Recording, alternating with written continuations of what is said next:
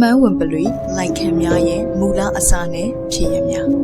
လူနဲ့သားရဲတို့ရဲ့ပေါင်းဆက်ခြင်းပုံမြင်တွေဟာဟိုးရှိတုန်းကတည်းက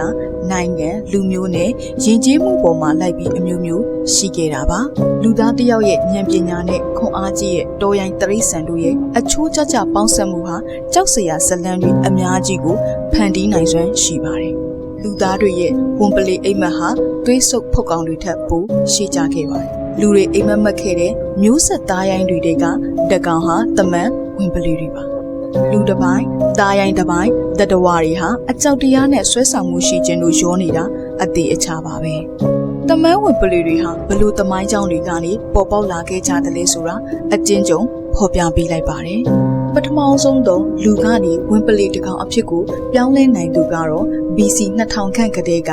Gilgamesh ရဲ့စွန့်စားခန်းများ The Epic of Gilgamesh မှာပါဝင်ခဲ့ပါတယ်Gilgamesh သည် Hercules နဲ့ Samson တို့လိုဒဏ္ဍာရီလာသူရဲကောင်းဖြစ်ပြီး Sumerian စစ်ဘုရင်ဖြစ်ပါတယ်သူဟာအရှတာနှစ်ဖျားမှာမွေးဖွားခြင်းချစ်ချင်းတို့ရဲ့ဘုရင်မရဲ့ချီးမြှောက်မှုကိုညှင်းပယ်ခဲ့သူပါ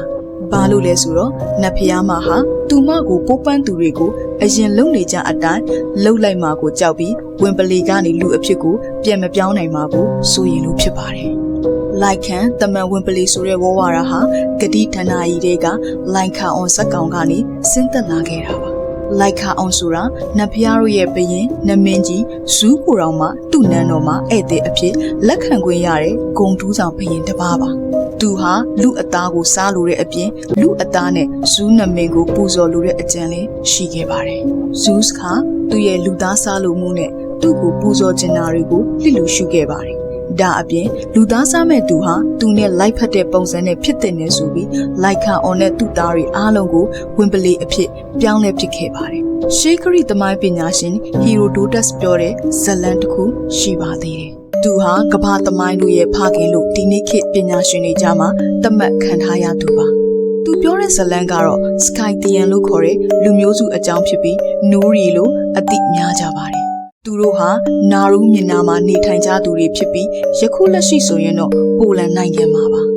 ဒန်နာယီဇလန်အရနိုးရီလူမျိုးစုတွေဟာတစ်နှစ်မှာတစ်ခါဝင်ပလေတွေအဖြစ်ကိုပြောင်းလဲသွားပြီးဝင်ပလေဘဝနဲ့ရက်တော်ကြာနေထိုင်ကြတယ်လို့ဆိုပါတယ်ဟီရိုဒိုတက်စ်ကိုရိုင်းကသူဟာယုံတန်းစကားတွေကိုအယုံအကြည်မရှိပေမဲ့ဒေသခံတွေကိုရိုင်းကအဲ့ဒါဟာအမှန်ဖြစ်တယ်လို့ကြိမ်ဆိုခဲ့ကြောင်းထုတ်ပေါ်ရေးသားခဲ့မှုပါတယ်ရှေးဟန်ဂရီနဲ့ရောမလူမျိုးတွေဟာဝင်ပလေတွေဟာလာပြည့်နေညတွေမှာသာဥတက်ကြတယ်လို့ယုံကြည်ကြပါတယ်ဒီယုံကြည်မှုတွေအပေါ်မှာသက်သေတွေပြခဲ့ပြီးဖြစ်ပေမဲ့တမန်ဝင်ပလေတွေပုံမြင်ပေါ်မှာလွှမ်းမိုးမှုရှိနေစေပါတမန်ဝင်ပလေပုံမြင်တွေဟာအလေခေတ်တွေမှာအမှန်တကယ်ဆိုတဲ့ပုံမျိုးတွေဖြစ်လာခဲ့ပါတယ်ဥရောပထိပြန့်နှံ့ခဲ့ပြီးဝင်ပလေတွေအဖြစ်ပြောင်းလဲသွားတဲ့အမျိုးသားတွေရဲ့ယုံတန်းစကားတွေဟာပြည်သူလူထုကိုကြောက်ရွံ့စေခဲ့ပါတယ်တမန်ဝင်ပလေတွေကိုအမဲလိုက်တဲ့အဖွဲ့တွေတောင်ပေါ်လာခဲ့ကြပါသေးတယ်ဆုံးလို့ဆွဆွဲခံရတဲ့အမျိုးသမီးတွေကိုကွက်မြတ်တယ်လို့မျိုးအမျိုးသားတွေဟာလည်းတမန်ဝင်ပလေလို့ဆွဆွဲခံရရင်ကွက်မြတ်ပြစ်လိုက်ကြတာပါပဲဆုံးတွေလိုပဲတမန်ဝင်ပလေတွေကိုမကောင်းဆိုးဝါးတွေနဲ့ပေါင်းတင်နေလို့ယုံကြည်ကြတယ်လို့ဆွဆွဲခံရတဲ့သူတွေကိုလည်းလူသားစားမှုတရိษံများတပ်ဖြတ်မှုကလေးတွေကိုပြန်ပေးဆွဲတပ်ဖြတ်မှုလို့နဲ့တရားစွဲကြပါတယ်တမန်ဝင်ပလေလို့ဆွဆွဲခံရတဲ့သူတွေကအိမ်နီးနာချင်းများဆိုင်ရာအာဏာပိုင်တွေရဲ့တပ်တေခံထွက်ဆိုချက်တွေကြောင့်ဖြစ်တယ်လို့ဆိုပါတယ်ဆွဆွဲခံရတဲ့သူအများစုကတဖုံးစားများရသေးများနဲ့ရွှေ့ပြောင်းနေထိုင်သူတွေဖြစ်ကြပါတယ်ဆုံးလို့ဆွဆွဲခံရတဲ့အမျိုးသမီးတွေကိုမိရှုတတ်တာကအလေခေတ်လူအဖွဲ့အစည်းရဲ့ဗယံပဓာနိုင်မှုကိုဖော်ပြနေတယ်လို့တမန်ဝင်ပလေလို့ဆွဆွဲခံရမှုတွေဟာလည်းအကြောက်တရားနဲ့တန်တရားတွေကိုထင်ဟပ်စေတာပါပဲဒါပေမဲ့ဆုံးလို့ဆွဆွဲခံရတာပိုများပါတယ်တဲ့တမန်ဝင်ပလေဖြစ်ရပ်တွေနဲ့ပတ်သက်ပြီးအကြော်ကြားဆုံးဖြစ်ရပ်ကတော့16ရာစုမှာဂျာမနီနိုင်ငံဘတ်ဘာမြို့မှာလယ်သမားတစ်ယောက်ဖြစ်တဲ့ပီတာစတက်ဘီအကြောင်းပဲဖြစ်ပါတယ်သူဟာဝင်ပလေပုံစံနဲ့ပြစ်မှုတွေကိုကျူးလွန်ခဲ့ကြောင်းတန်တရားဖြစ်စရာတွေအများကြီးရှိခဲ့ပေမဲ့တကယ်ကိုကြောက်စရာကောင်းတဲ့ပြစ်မှုတွေကိုကျူးလွန်ခဲ့ကြောင်းဝန်ခံခဲ့သူပါ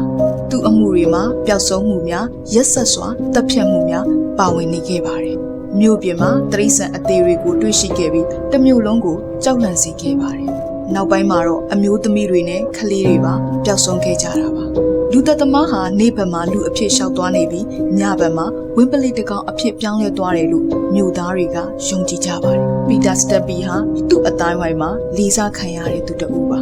သူဟာသူ့သားတွေနဲ့အတူချမ်းသာတဲ့လေသမားဘဝကိုရရှိထားပြီးသူ့သားတစ်ယောက်ကိုတော့သူကိုယ်တိုင်ပဲတပ်ပစ်ခဲ့တာဖြစ်ပါတယ်ပီတာစတက်ပီဟာညအချိန်မှာအေယာမဝင်ပလီကြီးတစ်ကောင်အဖြစ်ကိုပြောင်းလဲသွားပြီးပြစ်မှုတွေကိုကျူးလွန်ခဲ့တယ်လို့သူကိုယ်တိုင်ဆိုခဲ့ပါတယ်သူအသက်12နှစ်မှာရရှိခဲ့တဲ့မော်ကဘတ်တစ်ခုကနေဒီစွမ်းအားကိုရရှိခဲ့တာလို့လည်းပြောခဲ့ပါတယ်ခတ်တာကအဲ့ဒီကပတ်ကိုအခုချိန်ထိဘသူကမှမမြင်ဘူးခဲ့တာပါပဲသူဟာ1589မှာအရှင်လက်လက်ဦးကောင်းပြတ်ကြတဲ့အထိလဲနဲ့ဆွဲပြီးကွက်မြက်ခံခဲ့ရပါတယ်သူ့အလောင်းကိုတော့စက်တိုင်မှာမီးတင်ရှို့ခဲ့ကြပါတယ်တဲ့နောက်ထပ်လူသိများတဲ့တမန်ဝင်ပလီဖြစ်ရတစ်ခုကတော့18ရာစုအက်စတိုနီးယားမှာပါတမန်ဝင်ပလီဆိုပြီးစီရင်ခံခဲ့ရတဲ့18နှစ်အရွယ်ကောင်းလေးတစ်ယောက်အကြောင်းပေါ့သူ့နာမည်ကဟန်ဖြစ်ပါတယ်သူဟာဝင်ပလီပုံစံနဲ့အမဲလိုက်ခြင်းကိုဝန်ခံခဲ့တယ်လို့သူဟာတကိုယ်လုံးအနက်ရောင်ဖြစ်နေတဲ့လူတစ်ယောက်ကကြိုက်တာခံခဲ့ရပြီးနောက်2နှစ်အကြာမှာတမန်ဝင်ပလီဘဝကိုရခဲ့တယ်လို့ဝန်ခံထားပါတယ်တရားသူကြီးကဟန်ကိုဝင်ပလီအဖြစ်ပြောင်းလဲသွားချိန်မှာလူလိုစိတ်ပဲလားဒါမှမဟုတ်တားရဲလိုအယိုင်းစိတ်လားဆိုတဲ့မိကွန်းအပါအဝင်ထူးခြားတဲ့မိကွန်းပေါင်းများစွာကိုမေးခဲ့ပါတယ်နောက်တော့ဟန်သည်အောက်လန်းပညာနဲ့ပါဝင်ပတ်သက်မှုရှိကြောင်းနဲ့အပြစ်ရှိသူဖြစ်ကြောင်းကိုဆုံးဖြတ်ခဲ့ပါတယ်သူဟာလူတက်မှုကျူးလွန်ကြောင်းသက်သေမရှိပေမဲ့ကွက်မြက်ခံခဲ့ရပါတယ်ဟန်ဟာဆွဆွဲချက်တွေကိုခြေဖြတ်ဖို့အတွက်ဘာတစ်ခုမှလုပ်ခဲ့တာမရှိတာကတော့တန်တရားဖြစ်စေရပါ